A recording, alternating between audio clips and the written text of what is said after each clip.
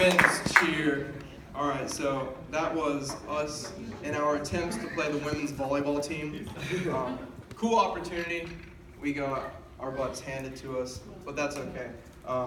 But this is a little bit of a call out to the other sports. You know, if you want to challenge us, don't be afraid. We will try your sports. And I'm pretty sure one of our I actually played in an intramural hockey league. I really stink, so you don't even have to challenge me. I already know I stink. But yeah, one of our teammates even tweeted at Kyle Snyder and was like, "I'll go around with you." I was like, "Nope, not me. Not me. I'm good where I stand." But hey guys, Carter, cheerleader. Sometimes I MC, but today I'm going to talk about my life. I thank you guys for having me up here. Thanks for the cheer squad for coming out, woo, supporting me. So basically, let's get into it. So I grew up in a home that wasn't really religious at all. We didn't really practice anything that had to do with Christianity. We went to church sometimes, but it wasn't like anything consistent. But I grew up with 2 brothers and 2 sisters. But I had one brother who was really close to me, just about a year older than me, and so this promoted a lot of competition in my life. I'm sure if you guys have close siblings, you can relate to that. So, you know, Parker was good at athletics. And I was like, hey, I got to be better than him at athletics because he's older than me. So I was like, I always play the younger card, you know. I'm better than him, but I'm younger. So that was the goal there. So athletics. And Parker wasn't the brightest in school. Not knocking on him, but, you know, he wasn't the brightest. And I was like, hey, I can do better than that. I'm going to try really hard in academics. And I'm basically going to be the golden child by the end of school. And aside from the other kids.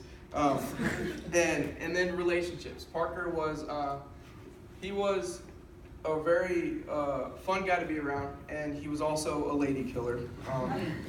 So I had to watch myself. I couldn't talk to if I wanted to like hang out with a girl, you know, back in high school or middle school, whatever. I had to make sure they didn't know Parker, because if they knew Parker, they'd be like, oh, you're Parker's brother. He's so cute. And I'm just like, what about me? I'm trying, right? But it's okay. It didn't hurt me too bad. But, so yeah, I put my identity in a lot of those things. You know, I wanted to be good at athletics, academics. I wanted to have all these relationships, just so that I could call myself the man, or the man that people like to be around, or that people could look up to, I guess. And in high school, I participated in Young Life. I'm sure you guys have heard about it. Sort of like real life, participating in that. It was more of a social group. It's a Christian youth group. It was more of a social group for me, personally, when I first started, because I'd go to the club campaigners camp, and you know, I had an opportunity to devote my life to Christ, and I did so, but I didn't really see any kind of change, because I was happy with where I was at. You know, God was here. I was like, sweet, like, you know, I can give him a high five when I want to, but I got my things going on. So I was like, I'm gonna do me, and then you can help me when I need you. That was kind of my idea of relationship with Christ. And so everything was going well, you know, as they all say in their testimonies. And then junior year came. Took the ACT, got a 24. I was in AP English and reading, I got a 19. And I knew kids in remedial English who were getting better scores than me, and I was like, how is this possible? Like, I'm a man. You know, I know how to read. So it kind of, it put me down a notch. And then we move on to lacrosse. You know, I played lacrosse. I swam in high school. I wrestled in middle school. I did all these sports. Lacrosse was my #1 sport that I really enjoyed. And I was like looking at taking that to college level. And there was a point in time where I realized, I was like, hey, Carter, you ain't that good. You ain't going to college for lacrosse. Because I wanted to go to Ohio State, and really looking at any other option was kind of not in my sight. So, you know, and I also got injured, which took out a season.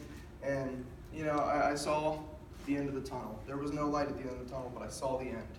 And it was a little depressing for me. And then relationships. I had a 2-year relationship with a girlfriend, and that was just tanking. If you guys have ever heard of evangelidating, it doesn't work. She didn't believe in the thought of Jesus. She didn't believe anything about that. And I was trying to like force that into her mind, but it didn't work. You can't date and try to bring someone to Christ while you're doing that. So make sure you don't try that. Anyways, so I was feeling empty, and summer camp came up. I always went to summer camp, and I kept going back to Young Life because my leaders were really awesome. They showed me this love that was almost unconditional, and that's what they were trying. That's what they were striving for, is that unconditional love that a peer can show you. It's God's love, and so they were trying to give that to me, and I felt it, but I didn't recognize it.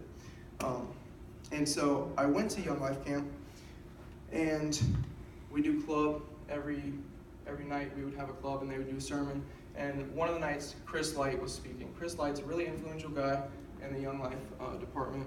And, my leader said he was an awesome dude, and I had met him before, and he was really nice to me. And I was like, all right, this guy's got something to say, and I got to listen.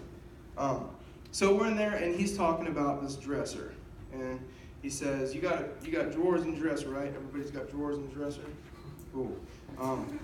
So the top drawer, he said, this is your academics. He's like, you put a lot of effort in this because you want to be good. You got to get to college. You got to get a good job so you can pay for a family. And I said, yeah, that's me.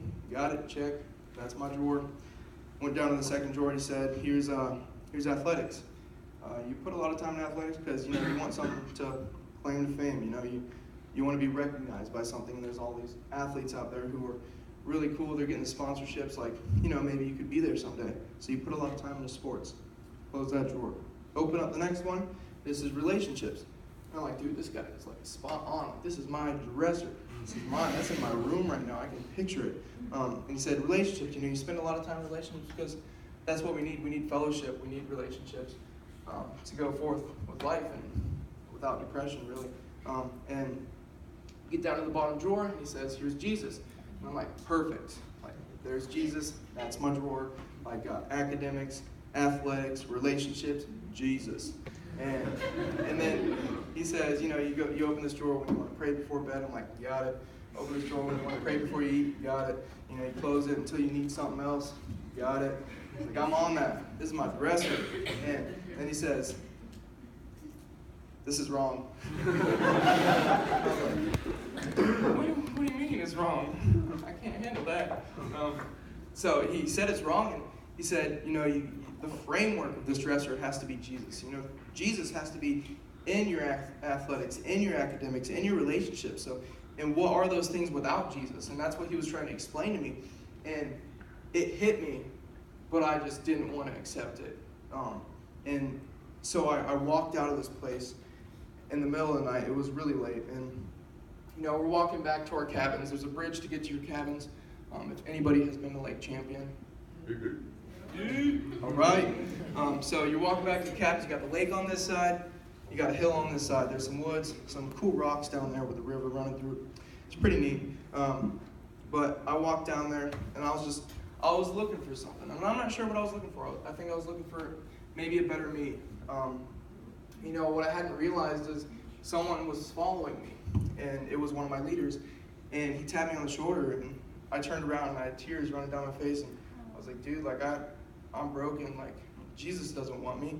And he said, what's the issue? I was like, there's so many things in my life that I don't want Jesus to see. That dresser has a secret drawer, You keep all that stuff in there hidden because you don't want people to see it. You don't want Jesus to see it.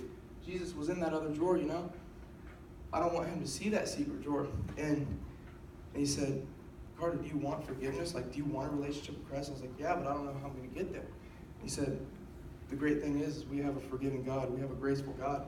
He said, do you have remorse for your actions? Like, yeah, I feel bad about it. I feel bad about what I've done in my past in relation to relationships and how shallow I was sometimes and all these other things. And he said, do you want forgiveness? I said, yes. Like, right now, please. And he said, look around, dude.